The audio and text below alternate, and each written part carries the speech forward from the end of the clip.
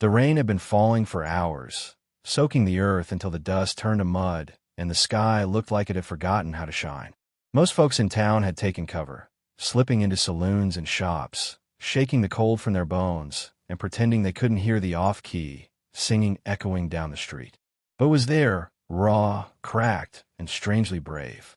A boy, no older than 10, barefoot and drenched to the bone, stood in the middle of Main Street, singing to the storm like it was the only thing that had ever listened to him. His clothes were torn, his face streaked with dirt, and his eyes, though clouded with rain, held something unshakable. At first, people laughed. A group of ranch hands leaned against a porch post, spitting tobacco and throwing jokes louder than the thunder. "Poor fool thinks he's got an audience," one jeered. "That ain't music, that's a stray howlin'," another added. But the boy kept singing, off-key, off-tempo, but not off-purpose.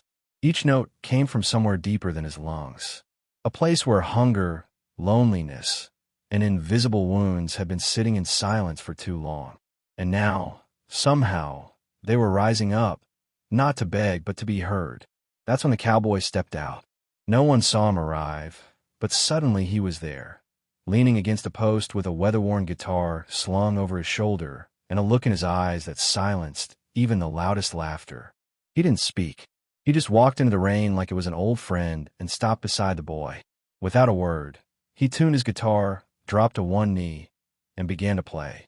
Slowly at first, simple chords, gentle and warm, but with a rhythm that wrapped itself around the boy's voice like shelter. And as the guitar hummed beneath the storm, the boy's singing changed. It wasn't louder. It was truer. The townsfolk went quiet. One by one, they turned back from the safety of dry porches and watched the rain-soaked duet take shape. The boy's voice found footing, molded by the cowboy's harmony. There, in the middle of a muddy street that had never held space for hope, something ancient took root. Music, not polished, not practiced, but real, pulsing with every reason the West had ever given a man to cry, and every reason he'd chosen instead to sing. That moment became more than memory. It became story. Because in the West, where toughness is currency and silence is armor, nobody expects a dirty boy to stand tall in the rain. And even fewer expect a hardened cowboy to kneel beside him and give his song the strength it needed to be heard. But when it happens, when courage meets compassion, and music becomes more than sound, it changes people. And whether they admit it or not, nobody who witnessed that rain-soaked melody would ever forget what it stirred inside them. The cowboy's name was Cole Hartley, a man known more for silence than song. He drifted through towns like a shadow, working cattle, mending fences, keeping to himself. Folks said he once rode with outlaws. Others said he buried his wife on the edge of the Painted Ridge and hadn't spoken much since. What was true didn't matter. What mattered was that when the boy sang in the rain and the world laughed, Cole didn't. He stepped forward, not to save the boy, but to stand beside him. Because something in that voice, broken as it was, reminded Cole of the sound he thought he'd lost, the voice of someone refusing to be erased. The boy's name was Eli. Nobody knew his last name, and he never said it.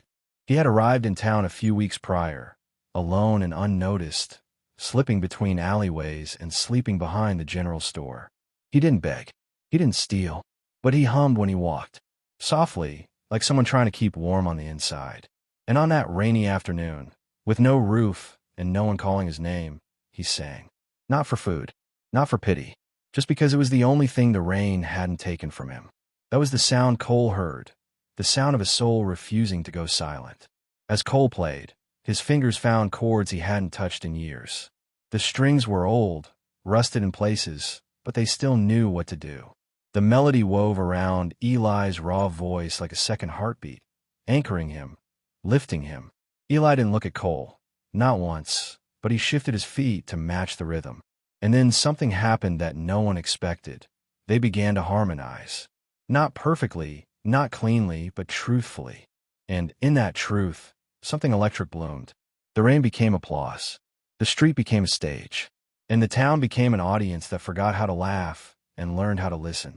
Children stepped closer. An old woman from the feed store wiped her eyes. Even the sheriff, who had once threatened to chase the boy out if he didn't keep to the alleys, stood without a word, one hand resting on his chest like he was remembering something he never meant to forget. The moment stretched on, not because of spectacle, but because of sincerity. Two strangers, one scarred by time, the other by abandonment, were stitching something invisible between them, belonging. And in a town where pride often drowned out pain, that was enough to bring everything to a halt. When the song ended, they didn't bow. They didn't speak. Cole simply lowered his guitar, stood slowly, and looked down at Eli. The boy, still soaked, stared forward, lips trembling but proud. And Cole, without a word, took off his own hat and placed it upside down on the ground between them. A moment later, someone tossed in a coin, then another, then a small loaf of bread. No one said anything, but they all knew. Something had just shifted, not just in Eli, not just in Cole, but in all of them. The days that followed carried a different rhythm through town. Where once people crossed the street to avoid the boy, now they offered small nods, hesitant greetings. He didn't ask for anything, and Cole never explained what happened that day. But every afternoon, as the sun began to dip behind the ridge, Cole and Eli met at the same muddy stretch of road. Rain or shine, they played. The songs weren't polished, and Cole didn't always sing, but Eli's voice began to grow, not in volume, but in certainty.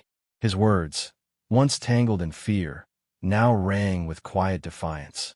Cole had started bringing an extra pair of boots. They were too big, but Eli wore them proudly.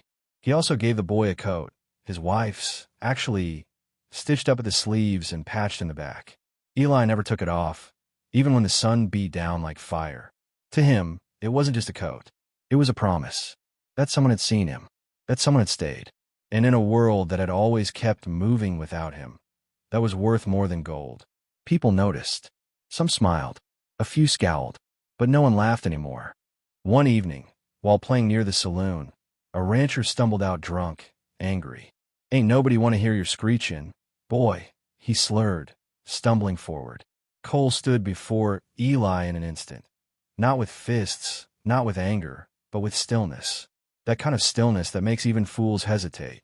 "He sings because the world tried to silence him," Cole said, his voice low. "And I play because I remember what silence cost me." The rancher blinked, swayed, and turned away.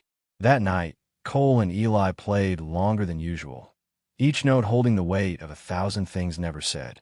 As summer rolled on, other musicians began to join them. A fiddle player, a woman with a washboard, even a boy with a broken harmonica. What started as one boy's voice in the rain became something like a movement. Not grand, not loud, but grounded. True, they called themselves the Porch Band, though they didn't have a porch. Just a corner of dirt and song. And every coin dropped into that hat didn't just pay for bread. It paid for dignity, for place, for a voice. Eli kept the hat, not for the money, but for the sound it made when people believed in him. And through it all, Cole never changed much. He still worked cattle, still fixed fences, still kept to himself. But every evening, without fail, he sat beside that boy, boots muddy, guitar tuned just enough, and played. Because in that boy's voice, Cole had found something he thought the West had buried long ago. Hope that didn't come with a price, and a future that sounded a lot like forgiveness set to music. As the weeks passed, a kind of reverence began to grow around that dusty street corner. What once was seen as an oddity, a dirty boy singing nonsense in the rain, had become a ritual, something people planned their days around. Merchants closed their stalls a little early. Mothers brought their children to listen. Even old cowboys, stiff from decades in the saddle, leaned quietly against posts, hats in hand, eyes closed as Eli's voice wove through the twilight. He still sang the same way, raw, imperfect, but now his voice carried something different. It had weight, roots. It belonged. Cole noticed it too. The boy who once shook when holding a note now carried melodies like stories passed down through generations. And Cole, ever silent, adjusted his chords to follow the boy instead of lead him. It was a quiet passing of the torch, unspoken but deeply felt. One afternoon, as they finished a song about a train that never came, Cole looked at Eli and nodded. Just once. That nod said everything. "You found your rhythm, son." And Eli, for the first time, smiled mid-song. One morning, a letter arrived in town. It was sealed in wax, and marked with the emblem of a traveling showman who'd once scouted for talent across the frontier. He had heard rumors of a boy with a voice like gravel and gold, and a cowboy who played like a man trying to undo time. The letter invited them to perform at a gathering 2 towns over, a harvest celebration that drew crowds from every corner of the region. Eli was quiet for a long time after reading it. "They want us?" he finally asked. Cole shrugged, but the corner of his mouth lifted. "Looks like they do." The days leading up to the journey were full of preparation. The town, once indifferent to the boy, now rallied behind him. Miss Tally from the dry goods store stitched him a clean shirt. Mr. Abernathy from the feedlot polished the old boots. And Sheriff Briggs gave them a wagon pass and a blessing. "Not everyone gets to sing their way into people's hearts," he said. "Make sure you leave room for the rest of us." Eli held the letter like a treasure. But Cole, watching from a distance, knew the real treasure was already here, etched into every heart that had once turned away and now leaned in. On the day of their departure, the entire town gathered at the edge of the road. Eli stood taller than ever, the patched coat still on his shoulders, Cole's guitar slung across his back. As the wagon rolled out, pulled by a borrowed mule and heavy with nervous excitement, the townsfolk waved, cheered, and clapped, not like they were saying goodbye, but like they were sending a piece of themselves down that road. And Cole, glancing back at the corner where it all began, gave one last look to the rain-drenched earth that had once held nothing but mud, and a melody that changed everything. The harvest celebration was unlike anything Eli had ever seen. Lanterns hung from trees like glowing fruit, and the air was thick with the scent of roasted corn, sweet cider, and wood smoke. People danced, vendors called out in sing-song tones, and laughter rolled through the fields like thunder that forgot how to frighten. Eli, sitting quietly on a hay bale, clutched his coat and took it all in with wide eyes. Cole stood beside him, arms crossed, letting the boy absorb it at his own pace. "This," he said, nodding toward the crowd, "ain't the hard part. Singing in the rain was." When their turn came, they were ushered onto a small wooden stage lit by oil lamps and flanked by hay bales. A hush fell over the crowd as they stepped into the light. Eli's hands trembled slightly, but Cole touched his shoulder, steady, firm, like a root. Then he sat, tuned the guitar, and strummed the opening chord. It was the same song they played the first time, the one about the lonely boy and the storm. Eli opened his mouth, and out came a sound so familiar and yet transformed. It wasn't just him anymore. It was every silent child, every hungry soul, every forgotten voice that dared to speak again. The crowd didn't cheer. Not right away. They listened. They leaned in. Some wept. Others closed their eyes. And when the final chord faded, the silence that followed wasn't emptiness. It was reverence. Then, like a wave building slow and steady, the applause came, deep, thunderous, full. People stood. They clapped not just for talent, but for truth. Eli bowed his head, overwhelmed, and Cole, ever the silent guardian, tipped his hat. No words needed. They had said everything through music. That night, they were offered money, contracts, travel. "You could tour the territory," one man said. "Make a name for yourselves." But Cole declined with a single shake of his head. "We already made the name," he said. "We just came to share it." Eli didn't protest. He understood. Their journey hadn't been about fame. It had been about being heard, about turning a lonely cry into a chorus of belonging. And in that, they had succeeded beyond anything coin or contract could offer. As they packed their things to leave, a girl approached them, barefoot, shy, holding a small piece of paper folded tight. "I wrote a song," she whispered. "Do you think I could sing too?" Eli looked at her with eyes wiser than his years and handed her the guitar. "It's not about singing perfect," he said. "It's about singing anyway." And as she strummed those first clumsy chords, Cole and Eli sat beside her, like they had once sat in the rain, ready to listen, ready to believe, because that's where all the best songs begin. When Cole and Eli returned to town, the welcome they received wasn't loud, but it was deep. People didn't need a parade or fanfare. They simply stepped out of their shops, homes, and barns, offering nods, handshakes, and the kind of smiles that say, "We saw what you did, and we're proud it came from here." Eli walked a little taller, not because of applause or praise, but because he had proven something to himself, that even if the world tried to bury your voice, it couldn't kill your song. Life returned to its rhythm, But the corner where Eli first sang in the rain was no longer just a muddy patch of road. It had been swept clean, then paved in smooth stone, and a wooden bench was placed beneath the overhang of the general store. Above it, a carved sign read, "The Singing Place." Every evening, Eli sat there with his coat and Cole's guitar, and soon, others joined, children, elders, strangers passing through. It became a space for anyone who had something to say but never thought they were allowed to speak. And no one ever laughed at them again. Cole kept his distance, as always, watching from the edge of the saloon porch or leaning against the fence post by the livery. But Eli always knew he was there. His playing had grown richer, his voice stronger, but his eyes always scanned the crowd for that wide-brimmed hat. And when Cole tipped it once from the shadows, that was all the boy needed to keep going. Because in Cole's quiet presence lived the memory of the moment that changed everything, not just for Eli, but for the entire town. Then, one evening, as the sun slipped low and the air held that heavy stillness just before rain, a familiar sound returned to the town, a soft, off-key voice singing to the wind. A new boy, younger than Eli had been, barefoot, messy-haired, stepped into the corner and sang. He trembled. He blushed. Some in the crowd murmured. But Eli stepped forward, guitar in hand, and without saying a word, began to strum.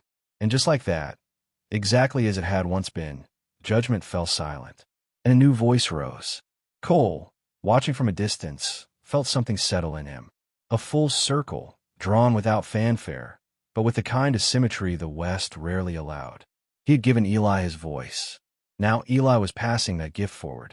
That's how songs survived in a place like this. Not through fame or fortune, but through memory, through courage, and through the simple act of standing beside someone when no one else will. And in that rain-stained town, music no longer needed permission to be heard. It had found its place, and it was home. With every season that passed, Eli's voice became part of the town's rhythm, like the bell at the blacksmith shop or the whistle of the evening train. But more than that, he became a keeper of stories. He didn't just sing the old ballads. He wrote new ones, songs about farmers who lost everything but kept planting, about mothers who waited by windows, about boys who weren't brave until someone believed they were. Each one was like a thread, tying past to present, weaving truth into the fabric of a town that had once turned its back on the lonely. One spring, Cole stopped playing. His hands had grown stiff with age, the joints swollen. The fingers that once danced across strings now moved like broken branches. He didn't speak of it. He simply began handing the guitar to others. And Eli understood. He started writing more, playing more, filling in the spaces where Cole once strummed. But every night, when the last song was sung and the crowd had faded into the dusk, Eli would sit beside Cole, place the guitar in his lap, and ask him to play just one note. And Cole would, not for the crowd, but for the boy. And sometimes, one note was all it took to say everything. Then came the fire. It started in the hills, lightning striking dry brush, and moved faster than anyone expected. Within hours, smoke blanketed the sky, and the townspeople scrambled to protect what they could. Cole and Eli helped herd livestock, soak buildings, clear brush. When the flames neared the general store, it was Eli who ran back, straight into the smoke, to save the carved bench and the guitar hanging behind the counter. He emerged coughing, tears streaming, but holding both like sacred relics. Because to him, they were. After the fire passed, the town gathered to take stock of what was lost. But they didn't cry over buildings or fences. They cried for the memories burned away. And when Eli stepped forward and began to sing, hoarse, slow, his voice carrying through ash and wind, it wasn't just a performance. It was a eulogy, a hymn, a promise, that no matter what burned, the stories would live. Because fire can't touch a song once it's been etched into the soul of the place. And as the people rebuilt, Eli sang every day, on scaffolds, beside wagon wheels, in front of tents. He sang the way Cole had taught him, not to impress, but to remember. And every time someone joined him, whether with a voice, a harmony, or just a hum, the town grew stronger. Because what Cole and Eli had started on that rainy day had become something far greater, a chorus carried by many, built not on fame, but on the quiet courage of standing in the storm and singing anyway. In the years that followed, the legend of that little town traveled farther than any of its wagons ever did. Travelers came not to trade goods or seek fortune, but to listen. They sat on porches and leaned against posts, not for the weather or the view, but for the songs. And every time Eli stepped into that corner and strummed the guitar, a hush would settle over the crowd. Because they weren't just hearing music, they were stepping into a story that had been lived, not told. A tale of a dirty boy in the rain and a cowboy who played beside him. Eli began keeping a ledger, not of coins or goods, but of names, names of those who sang, who listened, who dared to write a verse or hum a melody, even when their voices trembled. The book became known as the Ledger of Lost Songs, and inside were lyrics scrawled by farmhands, miners, widows, and children. Each page a testimony that everyone, no matter how small or forgotten, had something worth sharing. And at the back of that ledger, in faded pencil, was the very first song Eli ever sang, still untitled, because some things were too sacred to name. Cole, now older and walking with a carved cane, became something of a ghost around town, not because he wasn't present, but because his presence had become part of the place. Folks didn't start a fire, fix a wheel, or write a song without wondering what Cole would think. He never said much, but when he nodded, folks stood a little straighter, and when he smiled, which was rare, it felt like a blessing from the land itself. Eli often said that the cowboy was more mountain than man, weathered, quiet, immovable, but always watching. One evening, as the sun dipped low and painted the sky in copper and blood, Eli found Cole sitting alone by the river. The guitar rested beside him, untouched. "Play," Eli asked. Cole looked at the water, then back at the guitar. He lifted it slowly, his fingers stiff and unsure, and strummed a single chord. It cracked, then found itself, like a memory rising from sleep. Eli joined in with a soft hum, then words, new ones, but carrying echoes of the old. And there, beneath a sky that had seen too many goodbyes, they sang together, not for an audience, just for each other. After that night, Cole didn't play again. He didn't need to. His music had already taken root. In Eli, in the townsfolk, in the very timbers of the buildings rebuilt after the fire. He had planted something, and it had grown wild and beautiful. And though time would eventually take him, as it does with all legends, his melody remained. In footsteps on wooden floors, in wind passing through chimes, in every voice that dared to rise above the silence, unafraid to be heard. Because Cole had shown them, the real song wasn't in the notes. It was in the courage to sing them. As years passed, the town grew in ways no one had expected. Not larger, necessarily, but deeper, richer in soul. Young people stayed instead of leaving. Strangers became neighbors, drawn by stories of music that healed, voices that mattered, and a community that listened. The singing place became more than a corner. It became a tradition. Each spring, the town held a gathering where no performances were judged, no applause was measured. People sang for the sake of being heard, and that was enough. Eli, now a man with silver threading his hair, took on the role Cole once had. He listened more than he spoke. He played less, but when he did, it was with the weight of everything that had come before. Children gathered around him like pilgrims, bringing lyrics scribbled on napkins, dreams barely shaped into songs. And Eli never turned them away. He'd say, "If it's in your heart, then it's already worth singing." And they would. Nervous, unsure, but never alone. Because Eli would be there, just like Cole had been, strumming beside them. One cold autumn evening, Eli sat by the fire with a ledger of lost songs on his lap. He flipped through the pages slowly, his fingers pausing on names long gone, on verses stained with tears or dirt. Then he reached the final page, blank. With a steady hand, he wrote a single sentence, to the boy in the rain and the cowboy who heard him. He closed the book and sat in silence, listening not to the wind or the fire, but to the song that lived in the quiet. It was still there. It always would be. The town eventually placed a statue on that corner. Not of Eli, not even of Cole, but of a small barefoot boy, looking up, mouth open in song, with a cowboy kneeling beside him, guitar in hand. No plaque, no names, just the image. Because the people knew, names fade, but stories last. And that story, of courage, kindness, and the melody between them, had become the very heartbeat of the West. And though many more songs would be sung, many more storms would come, one truth remained.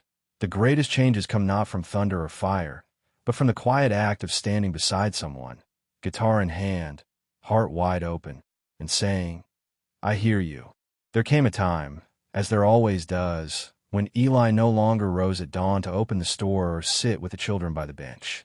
His steps slowed, his songs fewer, yet his presence was felt everywhere, as if the town itself had adopted his spirit. In the taverns, elders spoke of the boy who once sang in the rain, and young folks listened like it was scripture. The tale became more than legend. It became identity. And in that dusty town carved from hardship, where survival often took precedence over dreams, Eli had left a legacy rooted in something deeper than gold or land: belonging. On one particular afternoon, just as summer gave its final bow to autumn, the townspeople gathered without invitation. No letters were sent, no bells rung, but still they came. Someone had placed Cole's old guitar on the bench, and beside it, a folded letter with Eli's handwriting. A boy, no older than Eli once was, read it aloud. It wasn't long, just a few lines. "Music never saved me. You did. Every time someone listened, every time someone joined in, that was the miracle." The crowd didn't speak. They simply stood, some with tears, others with hands over hearts, as if they could feel the echo of his voice inside them. That evening, something remarkable happened. One by one, people stepped forward, not to mourn, but to sing. Farmers with cracked hands, widows with trembling voices, children too shy to look up. They sang songs old and new, broken and whole. And as the sun dipped below the ridge and the wind carried their voices beyond the town limits, it felt as though the West itself had paused to listen, not to the melody, but to the courage behind it, to the boy who dared to sing alone, to the cowboy who refused to let him. The statue became a pilgrimage. Travelers from distant places came to stand before it, some leaving flowers, others their own songs written on torn pages or etched into pieces of wood. The town never sought fame, but it became known as the town that listens, a place where silence was sacred, not because it was empty, but because it was always ready to be filled with something true. And in every voice lifted in that space, Eli and Cole lived on, not as memories, but as rhythms woven into the dust, the rain, and the hearts that refused to forget. By the time Eli's name was etched into the town records, no one needed to read it to remember him. He was in the walls of the saloon, the strings of every borrowed guitar, the breeze that made wind chimes sing at dusk. He had once been a dirty boy mocked in the rain, but now he was the song itself. And as long as that town stood, as long as someone had the courage to sing, even off-key, even alone, the West would never be silent again. Years later, a young girl named June wandered into the town on a gray morning, clutching a worn notebook and an untuned fiddle. No one knew where she came from. She didn't speak much, but every afternoon, she sat near the statue and played, awkwardly at first, then with growing confidence. People noticed, as they always did. They whispered her name, left apples by her feet, tuned her strings when she wasn't looking. And one evening, as the rain began to fall on a soft curtain, she began to hum. Just a note at first, then a melody, then a full song, stitched together with fragments of memory. Old-timers said it sounded familiar, like something they'd heard long ago, but couldn't quite place. It wasn't Eli's exact song, but it carried his weight, his hope, his fire. When June finished, she looked up to find the townsfolk gathered around, silent, many weeping, not from sorrow, but from recognition. They had heard this story before, and now it was beginning again. A new voice, a new song, but the same heart beating beneath it all. One man stepped forward, gray-haired, eyes misted, and handed her a small box. Inside was Cole's pick, smooth and dark with time. "It's yours now," he said. June took it gently, nodding not just in thanks, but in understanding. She had felt it too, that unspoken bond between the outcast and the listener, between the one who dared and the one who stood beside them.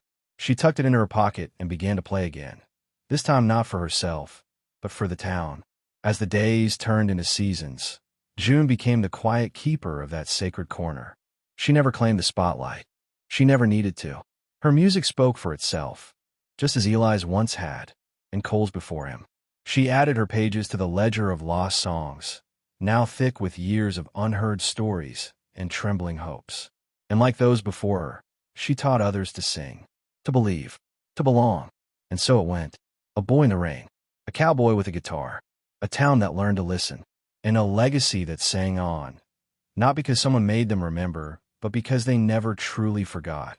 In the Old West, where legends are born in dust and silence, there are some stories too powerful to fade, some songs too human to ever end. And this was one of them.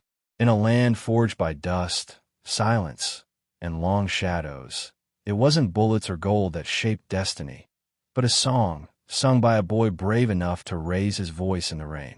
And beside him, a weathered cowboy who understood that sometimes the strongest thing a man can do is listen. What began as laughter at a dirty child became a legacy carved into the soul of an entire town. That moment, two souls connected by melody, proved that greatness isn't born in grandeur, but in compassion, in presence, and in courage. The tale of Eli and Cole is not just about music. It's about the spaces we make for others. It's about pausing in our busy lives to recognize beauty in unexpected places, about standing with those who are mocked, forgotten, or voiceless, and reminding them that their voice matters. In the Old West, where silence could kill and isolation was a sentence, one act of kindness built a bridge stronger than any steel or stone. As their story rippled through generations, it taught us that even the smallest act, like joining a song already in progress, can become the turning point in someone's life. The cowboy didn't change the world with a grand speech or a heroic battle. He simply sat down and played. And in doing so, he gave a boy dignity, gave a town purpose, and reminded us all that we are never truly alone if we choose not to be. And so, if this story found you today, if it stirred something in your chest, reminded you of someone, or called you to remember your own forgotten melody, don't let that feeling fade. Carry it forward. Be the one who listens. Be the one who joins in. Because even now, somewhere out there, another voice is trembling in the rain, waiting for someone to play beside them. If this story spoke to you, let it live beyond this moment. Subscribe to the channel so more stories like this can find the hearts that need them. Like the video to help others hear this melody, and share your thoughts in the comments. What did this story awaken in you? Because sometimes the smallest voice, when joined by others, becomes the loudest truth we'll ever hear.